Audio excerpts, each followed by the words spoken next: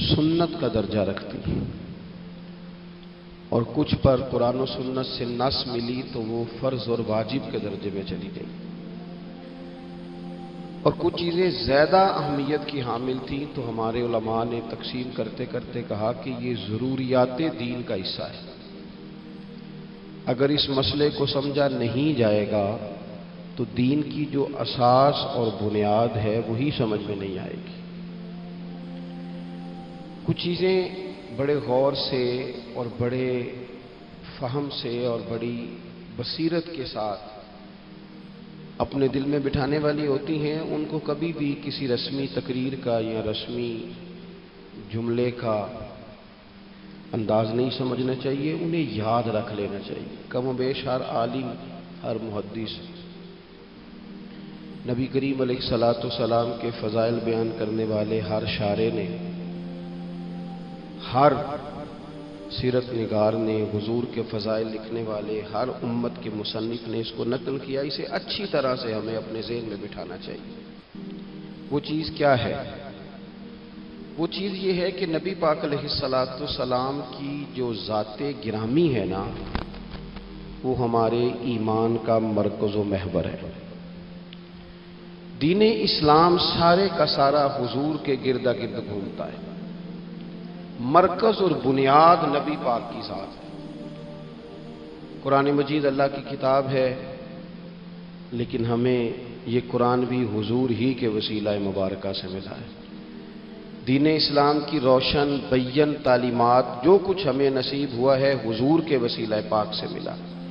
نبی پاک علیہ الصلوۃ والسلام کی جو مرکزیت ہے اسے کبھی بھی نہیں بھولنا چاہیے۔ معاشرے کے اندر ہمیشہ یہ ہوتا ہے کہ لوگ اپنی رائے کا اظہار کرنا چاہتے ہیں، اور اب جب سے آسانی ہوئی ہے ذرا رائے کا اظہار کرنے کی، تو بعض ایسے لوگ بھی رائے کا اظہار کرتے ہیں جن بیچاروں کی کوئی رائے ہی نہیں ہے، سرے سے کوئی کسی خاص نظریے کے لوگ ہی نہیں ہیں، پیچھے کوئی تسلسل ہی نہیں ہے، تو اس رائے کے اظہار میں لوگ کہہ دیتے ہیں کہ آپ سیدھا سیدھا نماز پڑھیں، سیدھا سیدھا تلاوت کریں، سیدھا سیدھا حقوق العباد ادا کریں، آپ مسجد جائیں، سچ بولیں، رزق حلال کھائیں۔ بھی یہ ساری باتیں ٹھیک ہیں، لیکن یہ تو ساری چیزیں شاخیں ہیں، جڑ تو کچھ اور ہے۔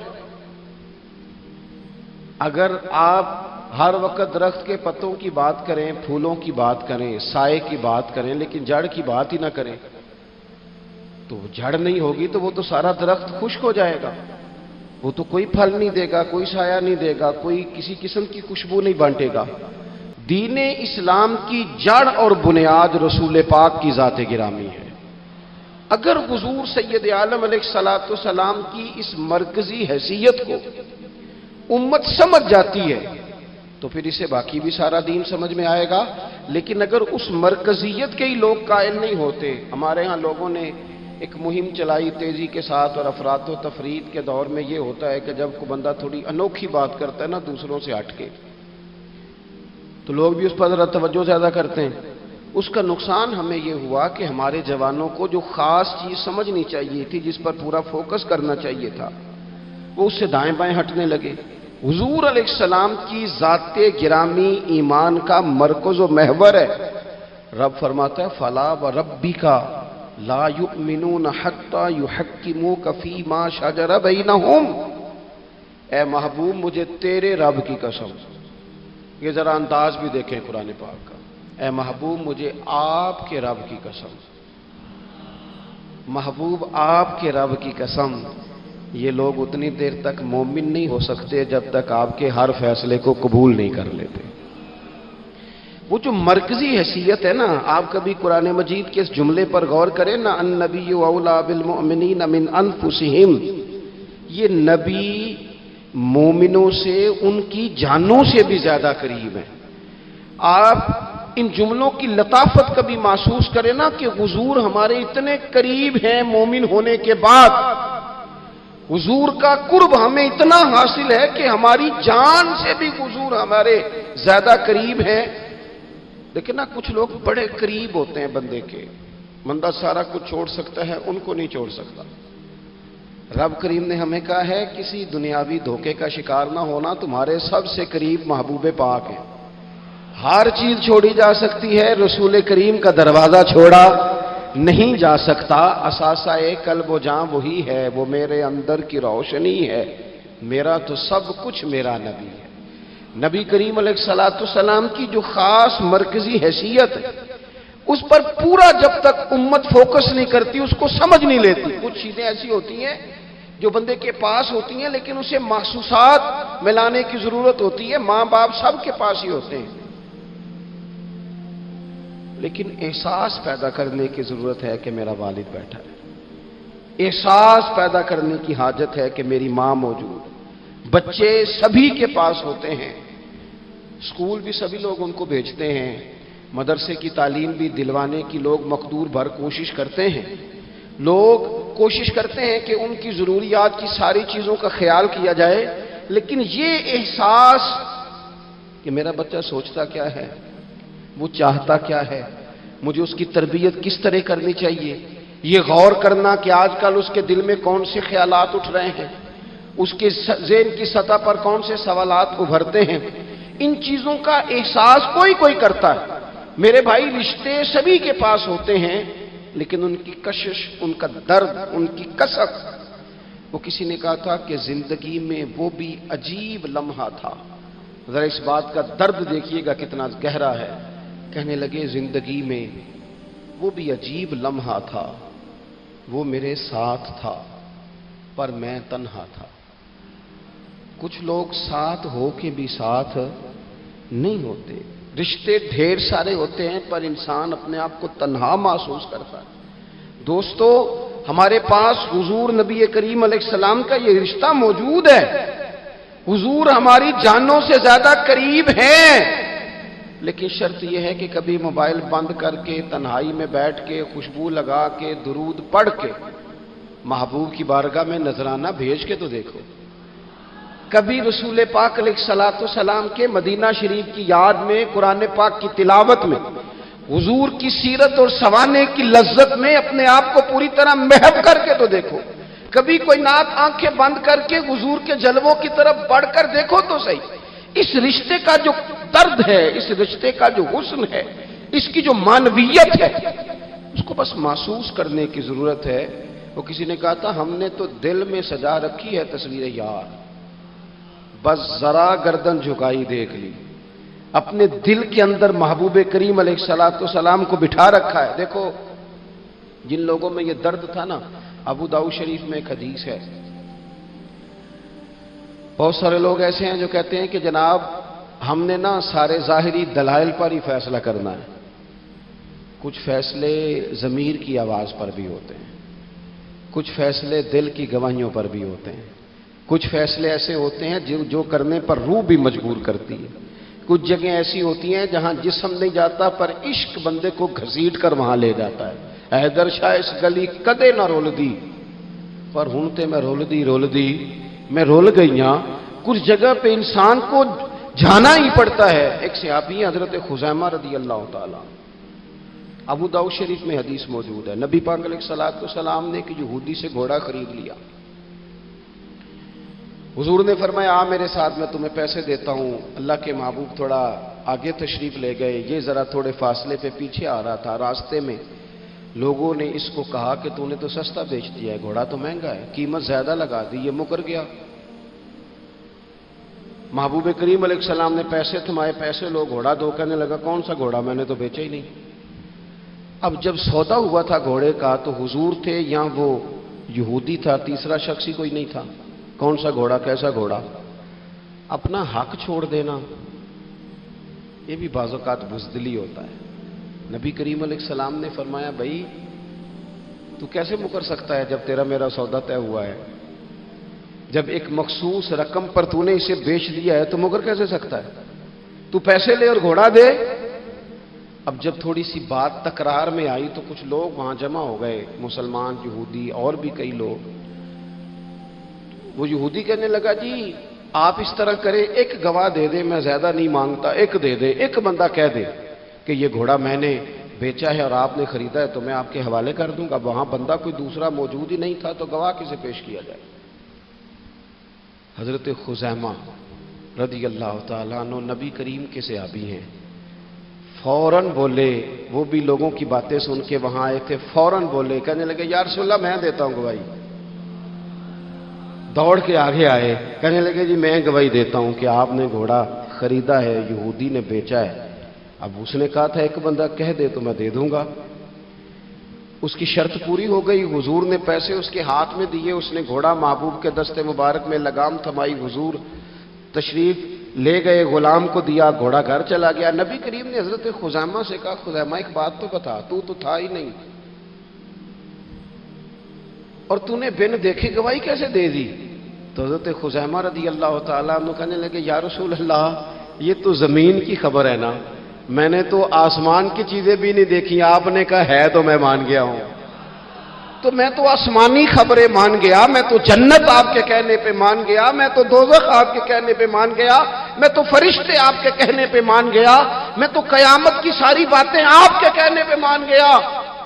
وہ بتا رہے ہیں، گویا وہ سمجھا رہے ہیں یا رسول اللہ میں نے تو رب بھی نہیں دیکھا، تو آپ کے کہنے پر مان گیا، اور جب اتنی ساری چیزیں آپ کے کہنے پہ مان گیا ہوں تو گھوڑا تو چیز ہی کوئی نہیں۔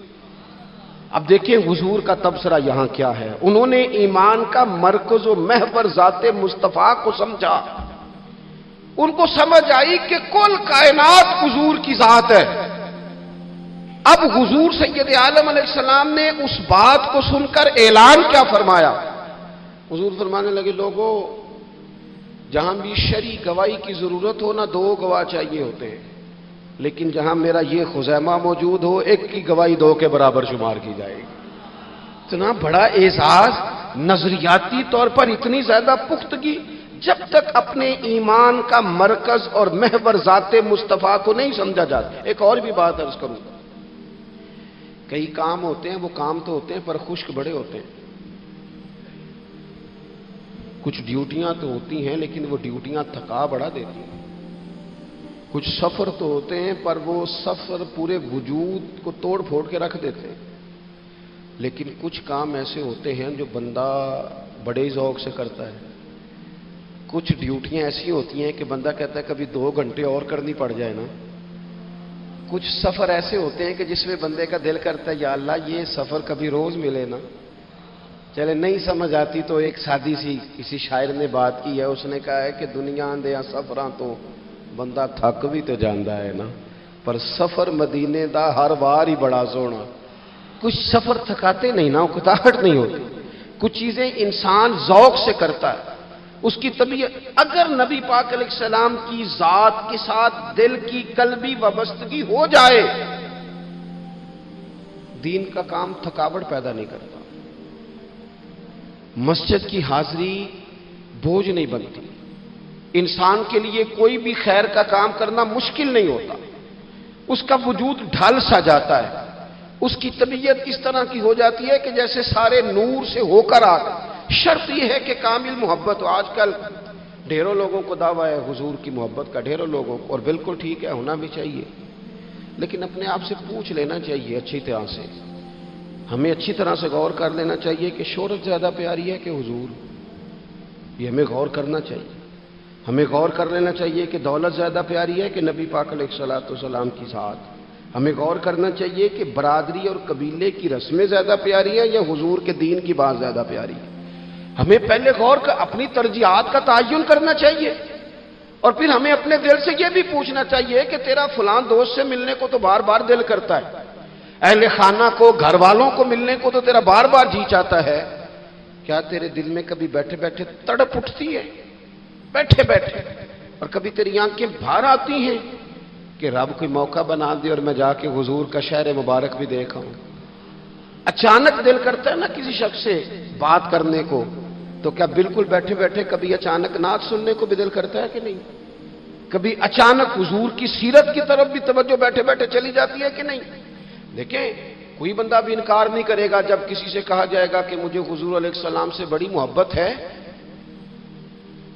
لیکن آپ کو کس سے محبت ہے، آپ کس سے پیار کرتے ہیں، یہ صرف آپ کو ہی پتا ہوتا ہے۔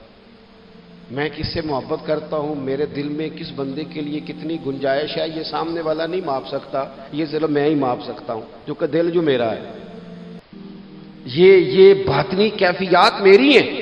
ہم روز نعرے لگائیں، روز زور شور سے نعرے لگائیں، لوگ سن کے کہیں کہ بڑا پیار کرتا ہے یہ حضور سے، لیکن یہ ہمیں پتا ہے ہماری قلبی واردات کیا ہے، ہمیں خبر ہے۔ دیکھیں نا، صحابہ سچے لوگ تھے۔ حضرت عمر رضی اللہ تعالیٰ عنہ حضور کی بارگاہ میں حاضر ہیں تو عرض کی، یا رسول اللہ صلی اللہ تعالیٰ علیہ وسلم، مجھے آپ ہر چیز سے زیادہ پیارے ہیں، لیکن حضور مجھے لگتا ہے مجھے اپنی جان آپ سے زیادہ پیاری ہے۔ سچ بولنا ہے نا، نیرا دعویٰ نہیں کرنا، بات کو کھول کر بیان کر کے واضح کر کے بیان کرنا۔ یا رسول اللہ صلی اللہ تعالیٰ علیہ وسلم، مجھے محسوس ہوتا ہے مجھے اپنی جان آپ سے زیادہ پیاری ہے۔ تو حضور نے ان کے دل پر ہاتھ رکھ کے فرمایا، عمر ابھی ایمان نہیں مکمل ہوا۔ تو حضور کے دست پاک کا فیض آیا کہ حضرت عمر اسی وقت بول پڑے، عرض کرنے لگے، حضور آپ حکم کریں، میں جان بھی قربان کرنے کو تیار۔ اپنے آپ سے بات کریں، اپنے اوپر تھوڑی توجہ دیں، دوسروں کو تبلیغ کرتے، دوسروں کو واعظ کرتے، دوسروں کو نصیحت کرتے، دوسروں کو سمجھاتے تو بڑا وقت گزر گیا۔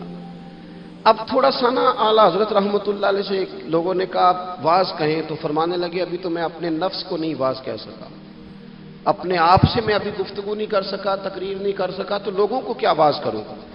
ہم تھوڑا سا نا اپنے اوپر توجہ دیں، حضور کی محبت کا جو ذوق صحابہ کے ہاں ہے۔ آج بڑے سارے لوگ نہیں ہیں جو بچ بچ کے بات کرتے ہیں، بچ بچ کے۔ میں تو اپنے زمانے میں دیکھتا ہوں کہ سیاسی لیڈروں کے نعرے لگاتے وقت لوگوں کو کوئی کسی قسم کی آر محسوس نہیں ہوتی۔ وہ گاڑی جو کبھی کسی غریب کے ہاسپٹل جانے کے کام نہیں آئی، سیاسی لیڈر کا جلسہ ہو تو وہ بھی گاڑی اندر سے نکل آتی ہے، اور اس پر 10 بندے چڑھ جائیں تو ٹوٹنے کا بھی کوئی خطرہ محسوس نہیں ہوتا۔ لیکن وہ لوگ جو اتنا تگڑا کر کے اپنے لیڈر کا نعرہ لگا رہے تھے، انہیں چاہیے تو نا کہ اس سے کئی 100 گنا بڑھ کے ان کی زبانوں پہ حضور کے تذکرے جاری ہوتے، اور ان کی زبانیں پوری طرح تر ہوتی درود و سلام سے۔ لیکن آپ دیکھ لیں ہم اپنی اپنی فیلڈ میں، اپنے اپنے معاملات میں کتنے زیادہ مضبوط ہیں اور کتنے زیادہ آگے ہیں، لیکن ذات رسالت معاب کے معاملے میں ہمیں وہ جوش، وہ محبت جس کا ہم اظہار کرتے ہیں، ہمیں اسے کیفیات میں لانا چاہیے۔ اور کچھ لوگ ایسے بھی ہیں جو اس معاملے میں بھی بڑے سنجیدہ ہو کے رہنا پسند کرتے ہیں۔ وہ کہتے ہیں نہیں جی نہیں، اب میں جلوس میں جاؤں۔ اور میں حیران ہوتا ہوں، جو قوم روز کوئی نہ کوئی جلوس نکالتی ہے، وہ نبی پاک کا جلوس آتا ہے تو وہ شرعی دلائل پوچھنے شروع کر دیتی ہے کہ بھئی اس پر کوئی دلیل ہے؟ تو میں نے کہا یہ جو روز نکلتے ہیں ان پر دلیلیں ہیں؟ کبھی کسی نے سوال نہیں کیا، کبھی کسی شخص نے کوئی بات نہیں کی، اور یہاں لوگ دلائل کی دنیا میں اتر آتے ہیں۔ وارفتگی، شوق، حضور کی جو مرکزی حیثیت ہے دین میں، نبی پاک کے ساتھ قلبی رشتہ، مضبوط وارفتگی۔ عروہ بن مسعود ثقفی کفر کی طرف سے سفیر بن کے آئے تھے حدیبیہ میں۔ تو جب کوئی بندہ کسی کا سفیر بن کے آتا ہے تو وہ اس کی پوری ترجمانی بھی کرتا ہے، پورے نمائندے بن کے آئے تھے۔ یہاں کچھ وقت انہوں نے حضور کے صحابہ کے ساتھ گزارا اور واپس گئے، تو جا کے کہنے لگے لوگوں میں سفیر آدمی ہوں، میں نے کافی ساری دنیا دیکھی ہے۔ سفیر جو ہوتے ہیں نا مختلف ممالک میں تعینات، وہ مختلف تہذیبوں کو دیکھتے ہیں، مختلف حکومتوں کو دیکھتے ہیں، مختلف نظریات کا مطالعہ کرتے ہیں۔ کہنے لگے میں مختلف قسم کے لوگوں کو دیکھ کے آیا ہوں، کیسر و کسریٰ کے بڑے بڑے دربار میں نے دیکھے، اور عرب کے اندر کچھ ایسے لوگ بھی تھے اس دنیا میں کہ جو اپنے آپ کو سجدہ کرواتے تھے، معاذ اللہ۔ کہا میں نے بڑے بڑے دربار دیکھے ہیں، لیکن میں عجیب رنگ دیکھ کے آیا ہوں رسول پاک کے غلاموں کا حضور کے ساتھ۔ یعنی حضور سجدہ کرنے سے منع کرتے ہیں، لباس سادہ پہنتے ہیں، کوئی بڑا تخت نہیں لگاتے، کوئی بڑا نبی پاک محل نہیں بناتے، حضور زمین پر تشریف فرما ہیں وہیں وضو کرتے ہیں، اور کسی کو حضور رغبت بھی نہیں دیتے یہ کام کرنے کی۔ لیکن باوجود اس کے جو وہاں کیفیت عروہ بن مسعود نے دیکھی وہ صحیح بخاری میں موجود ہے۔ کہنے لگے میں عجیب نظارہ دیکھ کے آیا ہوں کہ حضور بلغم شریف اپنے ناک سے نکالتے ہیں۔ بلغم ماں بڑا پیار کرتی ہے نا بچے سے، تو اس کی ناک سے یا گلے سے کبھی بلغم نکل آئے تو اماں نا ایسے ادھر منہ کر کے پھینکتی ہے، ایسے کر کے پھینکتی ہے، کبھی نکالنی بھی پڑ جائے۔ صحیح کہہ رہا ہوں میں؟ لیکن یہ دیکھیں، اور یہ ان لوگوں کی بات ہے جو عام لوگ نہیں، یہ عروہ جمیع صحابہ کی بات کر رہے ہیں، اور یہ بندے کون ہیں؟ حضرت ابو بکر صدیق جیسے سمجھدار لوگ، حضرت عمر جیسے لاکھوں مربع میل کی حکومتیں چلانے والے لوگ، حضرت عثمان غنی کی طرح کے لوگ جو جس کاروبار میں بھی ہاتھ ڈالتے ہیں 4 چاند لگا دیتے، حضرت مولا علی شیر خدا جیسے علم و حکمت اور دانائی والے لوگ، یہ کیا کرتے ہیں؟ عروہ کہنے لگے کہ نبی پاک کے ناک مبارک سے بلغم نکلتی ہے تو اپنے چہروں پہ مل لیتے ہیں یار، اور یہ صحیح بخاری میں موجود ہے، وہ اپنے جسموں پہ ملتے ہیں۔ اور کہنے لگے جب وہ وضو کرتے ہیں نا حضور، تو وہ جو وضو کا بچا ہوا پانی ہے اس کے لیے ان کے جذبات اس طرح کے ہیں کہ لگتا ہے وہ لڑ پڑیں گے آپس میں، وہ لڑیں گے کہ یہ قطرہ مجھے چاہیے، یہ حضور کے مقدس جسم سے لگا ہوا ہے۔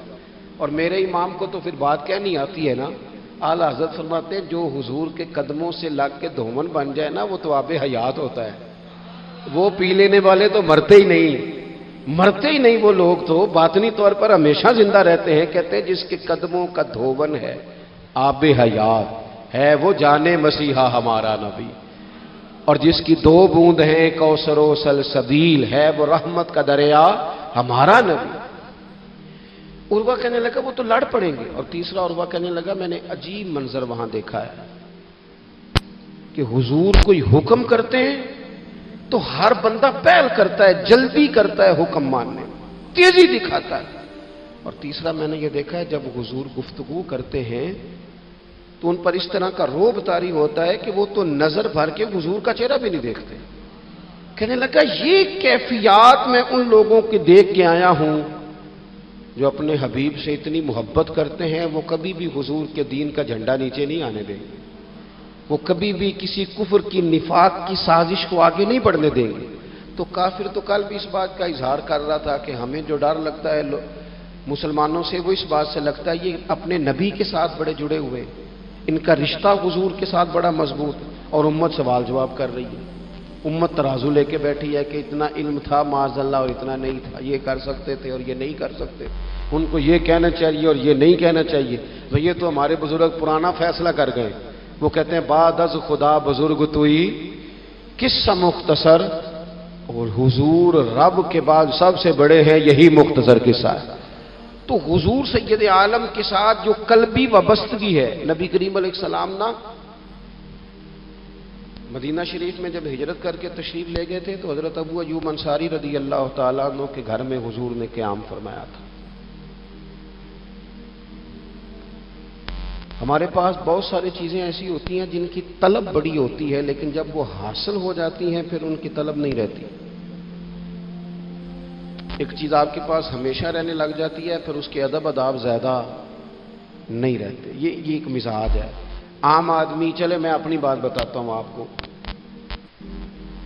عام آدمی جو ہوتا ہے نا وہ قرآن شریف کے غلاف کو بھی چومتا ہے، پھر قرآن پاک کو بھی چومتا ہے، پھر وہ بڑے احترام سے کھول کے رکھتا ہے، لیکن ہمارے مدارس میں جو حافظ ہوتے ہیں وہ نہیں زیادہ چومتے، ان کے پاس رہتا ہے نا ہر وقت، وہ لا کے رکھتے، ادب کرتے ہیں، کوئی بے ادبی نہیں کرتے اللہ معاف کرے، لیکن جس طرح سے عام آدمی اس کو بار بار چومتا ہے یا ذوق کا اظہار کرتا ہے، دیکھیں حافظ بیچ بیچ میں سے ناراض ہونے لگ گیا مجھ سے، آپ ناراض نہ ہوں لیکن چلو بات کر تو لینے دو نا، جو ٹھیک ہے وہ کر تو لینے دو۔ یہ ہوتا ہے بعض اوقات جو چیز بالکل قریب آ جاتی ہے نا، یعنی ایک چیز آپ کا مقصود ہے اور اگر وہ مقصود مل گیا تو وہ جو درویش نے کہا تھا نا کہ یہی بہتر ہے کہ پردوں میں وہ پردہ پوش رہے، اس کی بھی بڑی حکمتیں ہوتی ہیں، اس لیے کہ جو تڑپ ملنے کی تڑپ کی جو لذت ہے وہ کئی دفعہ وصال کی لذت نہیں ہوتی، تو یہی بہتر ہے کہ پردوں میں وہ پردہ پوش رہے، اور وہ اگر پردے ہٹا دے تو پھر کسے ہوش رہے۔ جب آپ کو وہ چیز میسر آ جاتی ہے تو پھر اس کی قدر، اسی لیے حضرت عمر فاروق رضی اللہ تعالیٰ عنہ کا یہ طریقہ تھا کہ جب لوگ حج کر لیتے تھے نا تو فرماتے تھے حج ہو گیا اب اپنے اپنے گھر جاؤ، زیادہ دیر نہ رہو حرم شریف میں، زیادہ دیر رہو گے تو قدر نہیں کرو، اب جاؤ۔ بڑی دلچسپ ہوتی ہیں بے ترتیب ملاقاتیں، کبھی کبھی ملنے میں ذوق زیادہ ہوتا ہے، لطف زیادہ ہوتا ہے، طمانینت زیادہ ہوتی ہے۔ حضرت ابو ایوب انصاری کہتے ہیں مجھے مقصود مل گیا، کرم ہو گیا، میں منتظر تھی میری روح میری نظر کے حضور میرے گھر تشریف لائیں. حضور آ گئے, کرم ہو گیا, رحمت ہو گئی. اب ایسا نہیں ہے کہ ان لوگوں کو مقصود مل گیا ہے تو بس بات ختم ہو گئی. اب وہ سمجھ گئے ہیں کہ میرے تو گھر آ گئے تو میرے لیے تو ساری بات ہی کھل گئی ہے. ان کی ادبی معرفت کا یہ عالم تھا اور نبی پاک کے ساتھ ان کی وابستگی کا یہ حال تھا کہ کہتے ہیں میں نے نا میرے گھر کی 2 منزلیں تھی, میں نے نچلی والی منزل حضور کے لیے چھوڑ دی تاکہ نبی کریم صلی اللہ تعالی علیہ وسلم کے زیارت کے لیے لوگوں نے آنا جانا ہے تو لوگوں کے لیے آسانی رہے. فرماتے ہیں نیچے حضور آرام فرما ہیں اور میں اوپر والی منزل پہ تھا, جا کے چارپائی پہ لیٹ گیا.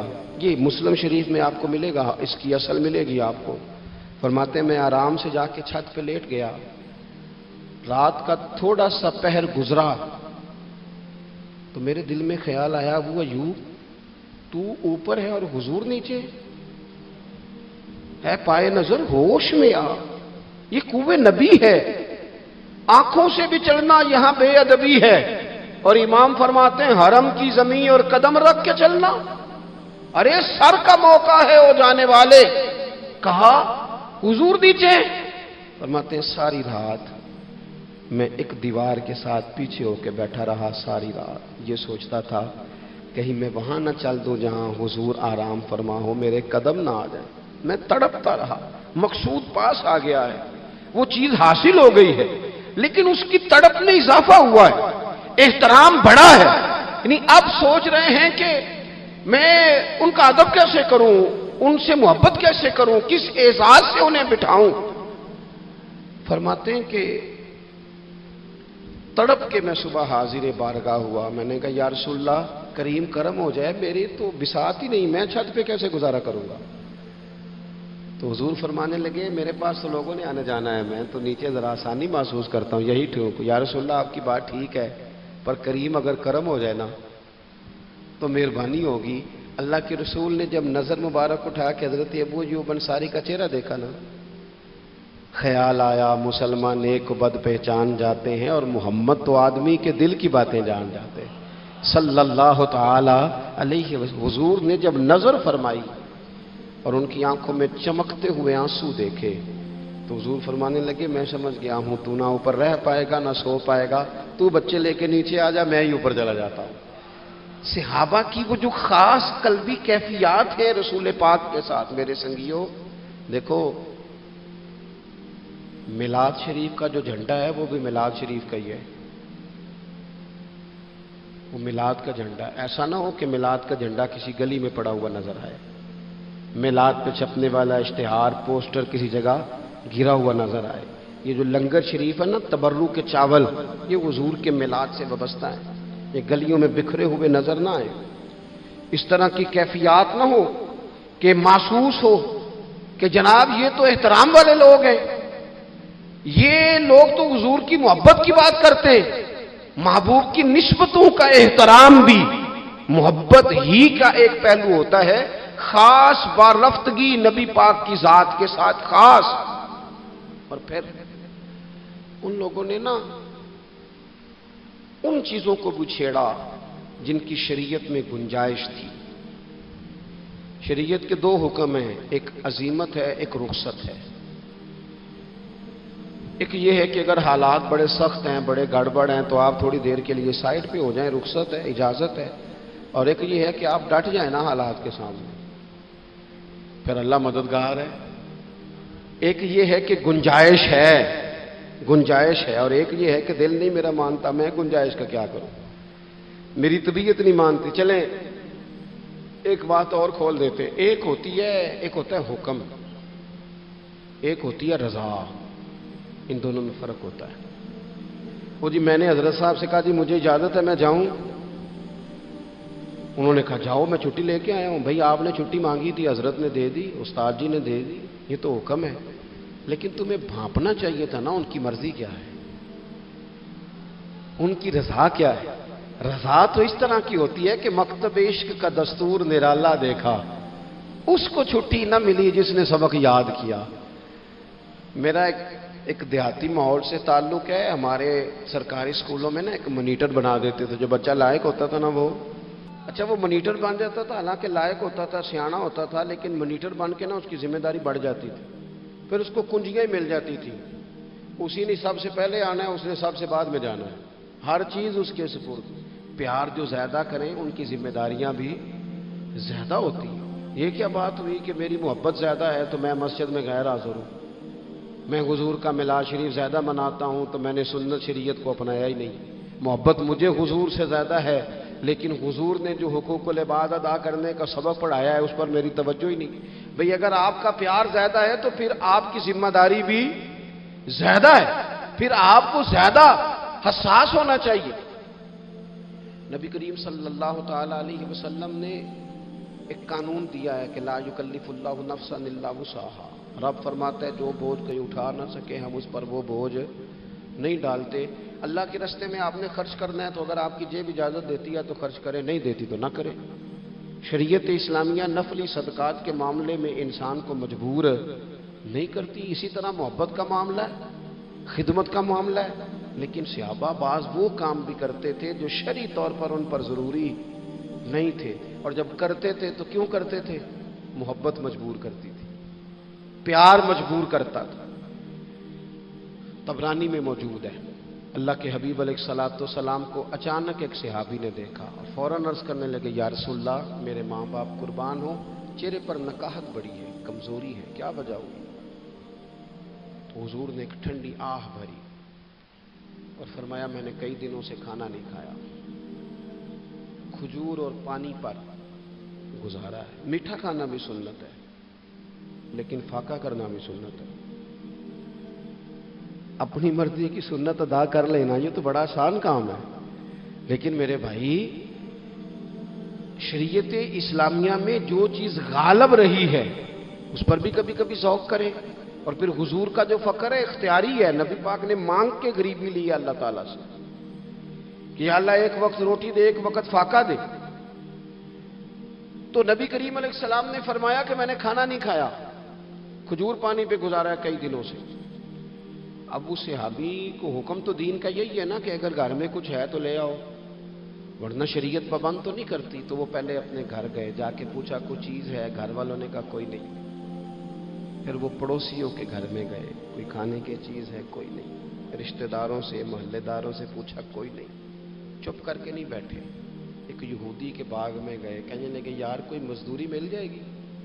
وہ سجنا یار منون دی خاطر اساں کی بھیس بٹائے، کوئی مزدوری ملے گی؟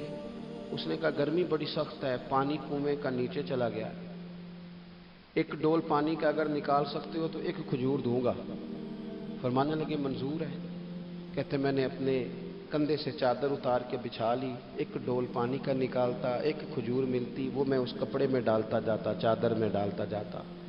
جب ذرا میری چادر بھر گئی کھجوروں سے، میں نے اسے سمیٹا، لے جا کے حضور کی بارگاہ میں پیش کیا۔ محبوب وہیں بیٹھے تھے۔ کہتے حضور نے میرا پسینے سے شرابور وجود دیکھا اور میرے چھالوں سے بھرے ہوئے ہاتھ دیکھے اور میری تھکے تھکے وجود کو دیکھا، تو کریم نے ایک کھجور اٹھائی اور اٹھا کے منہ میں رکھی۔ حضور فرمانے لگے کس نے تجھے مجبور کیا یہ کام کرنے پہ؟ اس کی مجبوری تو کوئی نہیں نا، کس نے تجھے مجبور کیا؟ تو کہتے ہیں دو آنسو میرے بھی چھلک پڑے۔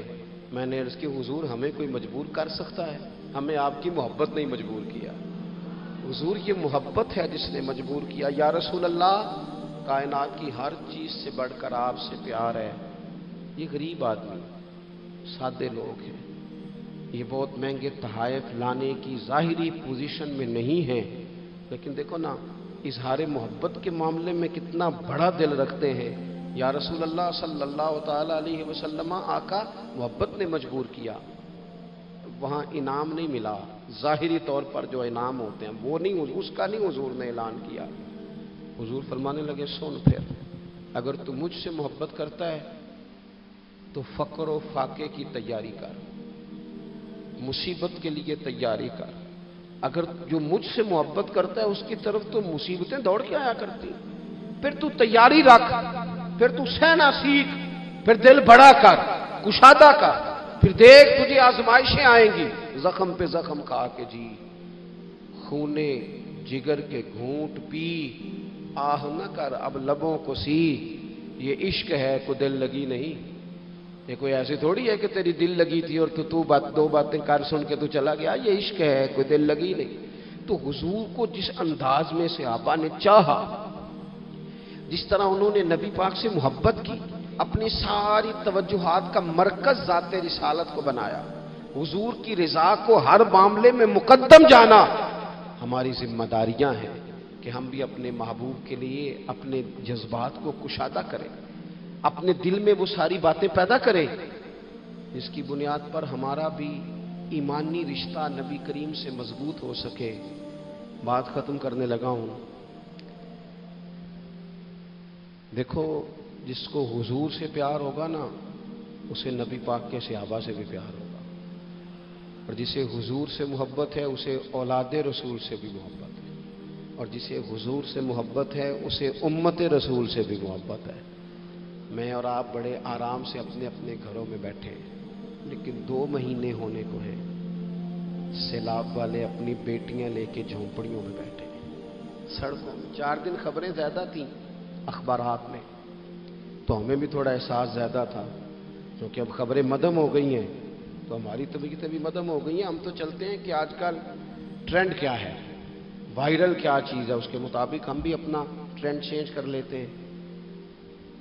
میں مسافر ہوں، بڑے سفر کرتا ہوں روز، تو بہت سارے لوگ محبت سے کہتے ہیں آج ہمارے ہاں رہ جائیں، تو میں ان سے کہتا ہوں یار جو نیند اپنے بیڈ پہ آتی ہے وہ کسی اور جگہ نہیں آتی، گھر ہی جانے دو، گھر ہی بندہ آرام سے سکون سے سو سکتا ہے۔ کسی کا بڑا بہترین گھر بھی ہو تو جب کسی کے گھر نیند نہیں آتی، بچے نہیں سوتے، اپنے گھر جانا ہے، تو مجھے بتاؤ جو بیچارے جھونپڑیوں میں آ کے بیٹھ گئے، ان کے لیے کتنی مشکل بات ہے، خیموں میں بیٹھے۔ لیکن کیا کریں، اس وقت جتنی سیاسی جماعتیں ہیں نا ملک میں، سب حکومت میں ہیں، کسی کی پنجاب میں حکومت ہے، کسی کی مرکز میں ہے، کسی کی کہیں ہے۔ چاہیے تھا نا یہ سارے وسائل استعمال کرتے اور ان لوگوں کی خدمت میں پہنچتے۔ ہمیں اپنے دل کشادہ کرنے چاہیے حضور کی امت کے لیے۔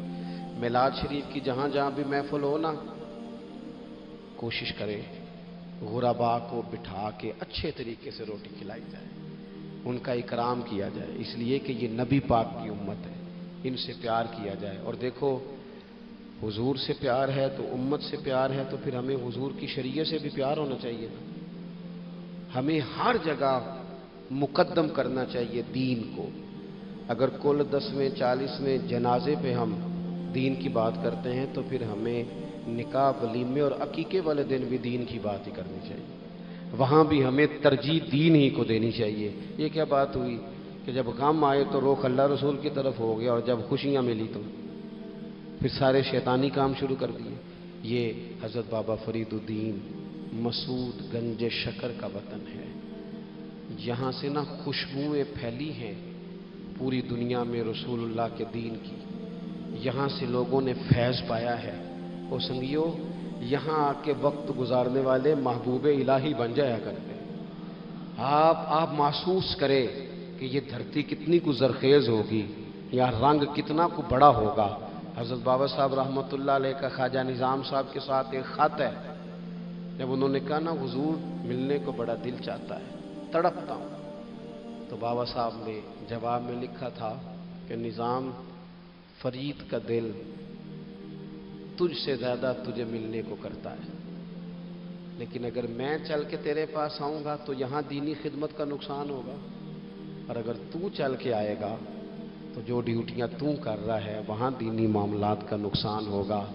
فرمانے لگے تو وہاں بیٹھ کے رسول اللہ کے دین کی نوکری کر، میں یہاں بیٹھ کے کرتا ہوں، اللہ جنت میں دونوں کی ملاقات کرا دے گا۔ آپ خصوصیات دیکھتے ہیں ہمارے بزرگوں کے نظریات کیا ہیں، وہ لوگ قائل ہیں خدمات کے، وہ خدمات کے قائل، اس لیے اپنی زندگی کے اندر ہمیں نصب العین بنانا چاہیے۔ آج اس جگہ بیٹھ کر حضور کی محفل پاک سجا کر ہمیں اس بات کا تہیہ کرنا چاہیے کہ ہم حضور سے بھی پیار کرتے ہیں، حضور کی امت سے بھی پیار کرتے ہیں، صحابہ سے بھی پیار کرتے ہیں، اولاد رسول سے بھی پیار کرتے ہیں، نبی پاک پر آنے والی کتاب سے بھی پیار کرتے ہیں، اور رسول پاک علیہ السلام نے جس سے پیار کیا ہم ان سب سے بھی پیار کرتے ہیں، اور حضور نے جس محنت کے ساتھ دین کی تعلیمات ہم تک پہنچائی ہیں، ہم ان تعلیمات کو بھی دل و جان سے چاہتے ہیں۔ اللہ